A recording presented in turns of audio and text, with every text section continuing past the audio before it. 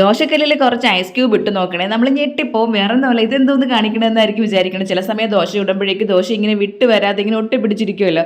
അപ്പോൾ ഈ നോൺ സ്റ്റിക്കിൻ്റെ കാര്യമാണ്. അപ്പോഴേക്ക് എന്ത് ചെയ്യണമെന്ന് വെച്ചാൽ ഇതുപോലെ ഐസ് ക്യൂബ്സ് എടുത്തിട്ട് അതിലൊന്ന് ഇട്ട് കൊടുക്കുമ്പോൾ തന്നെ അത് ആ ചൂട് കൊണ്ട് അതങ്ങ് അത്ര അലിഞ്ഞു പൊയ്ക്കോളും. അതിനുശേഷം എണ്ണ തടവിയതിന് ശേഷം ദോശ ചുട്ടാൽ പെട്ടെന്ന് ഇളകി വരും. പിന്നെ നമ്മൾ നല്ല പരത്തി നെയ് റോസ്റ്റ് പോലെയൊക്കെ ദോശ ഉണ്ടാക്കുമ്പോഴേക്ക് ഇത് നമ്മൾ ഗ്യാസ് അടുപ്പിൽ തന്നെ വെച്ച് പരത്തിയെടുക്കുമ്പോൾ അത് ചൂട് കൂടിയിട്ട് ഇങ്ങനെ പരന്ന് വരുമല്ലോ. അപ്പം ഞാൻ ഇതുപോലെ ഒന്ന് താഴെ ഇറക്കി വെക്കും. താഴെ ദോശക്കെല്ലാം എടുത്ത് വെച്ചിട്ടാണ് ഒന്ന് പരത്തുന്നത്. അപ്പം മറ്റേ ഈ തീ കുറഞ്ഞിരിക്കുമ്പോഴേക്കും നല്ല തീ ഇല്ലാണ്ടിരിക്കുമ്പോൾ നന്നായിട്ട് അതിലേക്ക് പരത്തിയെടുക്കാനായിട്ട് പറ്റും.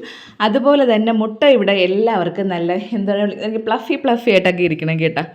അപ്പം ഞാൻ അതിനായിട്ട് എന്ത് ചെയ്യുന്നത് വെച്ചാൽ കുറച്ച് എണ്ണ കൂടുതൽ ഒഴിച്ച് നല്ലതുപോലെ തിളച്ചതിന് ശേഷം കുറച്ച് ഉള്ളിയെ ഇടാവൂ, ഇല്ലെങ്കിൽ ഇളക്കിടാൻ ബുദ്ധിമുട്ടായിരിക്കും.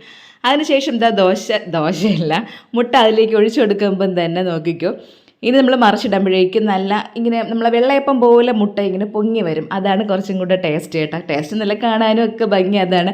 മറ്റതിങ്ങനെ ഇലവടിയനെ കിടക്കും പോലെ തോന്നും. അപ്പോൾ ഇങ്ങനെ നല്ല ഇതുപോലെ മുട്ട പൊരിക്കണമെങ്കിൽ ഇങ്ങനെ ചെയ്താൽ മതി. അപ്പോൾ ഇന്നിന് ദോശയും മുട്ട ഓംലേറ്റും ചമ്മന്തി